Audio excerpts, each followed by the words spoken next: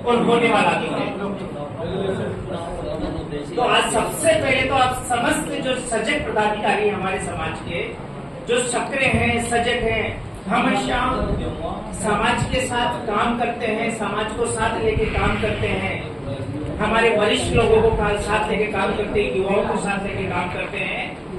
उन समस्त तमाम साथियों को तहे दिल से हार्दिक धन्यवाद और आभार भी।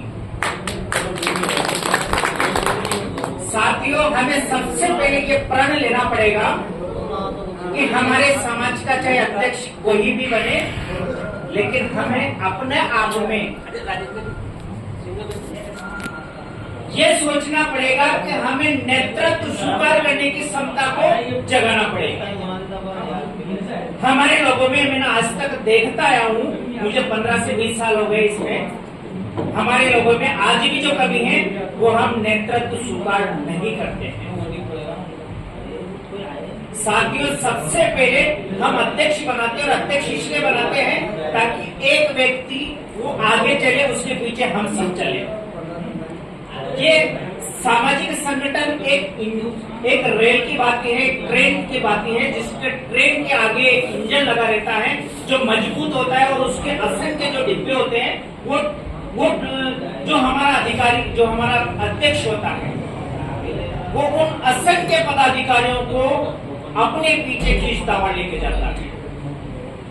और बड़े शिद्दत के साथ वो असंख्य पदाधिकारी उनका मान और सम्मान रखते हुए उनके पीछे पीछे ट्रेन के डिब्बों की तरह चलते हैं। और जब तक ट्रेन के डिब्बों की तरह वो सारे पदाधिकारी कार्यकर्ता चलेंगे तो मैं हकीकत कहता हूं कि हमारा संगठन बहुत बड़ा मजबूत हो सकता है और हमें यही करना है। तो मैं ज्यादा नहीं कहते हुए यही निवेदन करना चाहूंगा और हमारे जो नवनियुक्त अध्यक्ष महोदय आदरणीय जुगल सर सभी में निवेदन यही करना चाहूंगा कि हमें ऐसी एक्टिविटीज, हमें ऐसी एक्टिव यानी ऐसी क्रियाशील कार्यकारिणी बनाई जाए जो हमारे पद के प्रति जिम्मेदार हो। जिसको जो पद दिया जाए, यदि उसको सचिव का पद दिया गया, उसका कोषाध्यक्ष का पद दिया गया, उसका उपाध्यक्ष का पद दिया गया, तो वो व्यक्ति उस पद के अनुसार काम करे, अपनी जिम्मेदारी को बखूबी निभाने का प्रयास हो करे, तभी हम कार्य कर पाएंगे। अन्यथा हम भाषण देते जाते हैं और भाषण देते ही रहेंगे। लेकिन मैं मानता हूं कि शायद अब वो समय नहीं है, अब वो समय काम करने का है। और जब से हमारे जो युवा साथी जो आए हैं, हमारे तमाम जो आज की तारीख में यहाँ पे लगभग 80% जो युवा बैठे हैं,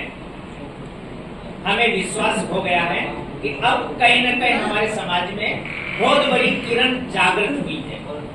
और उस किरण को, उस लोग को हम बुझने नहीं देंगे, उसको गांव-गांव तक, डांड-डांड तक हम पहुंचाते रहेंगे। तो सभी को बहुत बहुत धन्यवाद और साथ ही हमारे जो निवर्तमान अध्यक्ष महोदय जिन्होंने इस समाज को अपना पूरा जीवन समर्पित कर दिया है। ऐसा कोई समय नहीं, ऐसा कोई मतलब आपका कार्यक्रम नहीं, समाज के लिए ऐसा कोई काम नहीं जिसमें इन्होंने अपनी भागीदारी नहीं निभाई हो।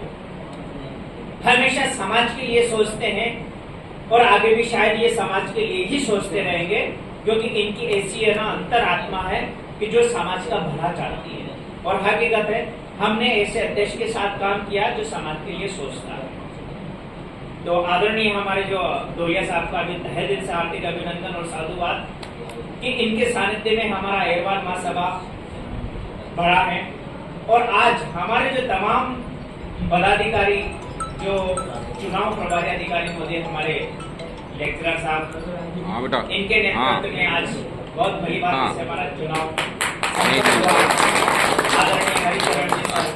आदरणीय हमारे जो रामेश जी सर,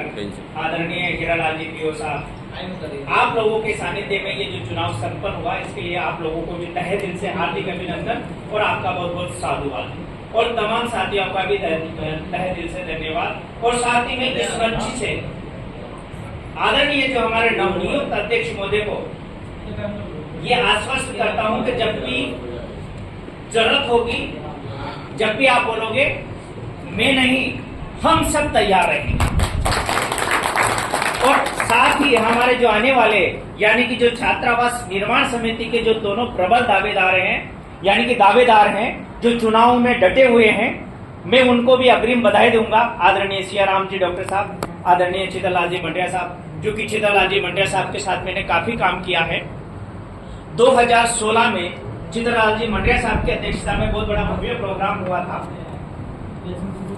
और उसी प्रोग्राम की वजह से कहीं न कहीं लोगों में जागृति आई है और ये जागृति हमेशा आती रहेगी और लोग जुड़ते रहेंगे। तो दोनों को भी बहुत बहुत धन्यवाद। और साथ ही में आप लोगों को भी एक निवेदन करना चाहूंगा कि जो आने वाला समय है यानी कि 28 तारीख को जो चुनाव होने वाला है, उस 28 तारीख के चुनाव में हमें किसी भी प्रकार का न तो व्यवधान पैदा करना है, न हमें व्यवधान पैदा करने के लिए किसी को उकसाना है, क्योंकि ये समाज का चुनाव है। दो खड़े हुए उसमें से एक की जीत निश्चित तय है और एक की हार हो जाएगी। तो ये तो हमारा किसी भी व्यक्ति में मनमुटाव नहीं होना चाहिए, उनमें मतभेद नहीं होना चाहिए। व्यक्ति आपसी ठीक है, एक व्यक्ति जीतता है तो एक व्यक्ति हारता है। तो निश्चित है कि हम मानते हैं, क्योंकि छात्रावास निर्माण समिति हमारी एक बहुत बड़ी आर्थिक यानी कि इकोनॉमिक रूप से जो सपोर्ट करने वाली संस्था है, जिसकी वजह से हमें बहुत बड़ा भूखंड मिला है, क्योंकि हमें इसको पारदर्शिता के साथ काम करना है। जैसा कि हमारे जो सियाराम वो क्या नाम डॉक्टर साहब है द्वारका, वाकई में मैं आज मैं उनको धन्यवाद दूंगा कि उन्होंने एक एक रुपए का हिसाब किताब रखा है। धन्यवाद के बाद और पूरी टीम को जो छात्रावास निर्माण समिति की जो टीम है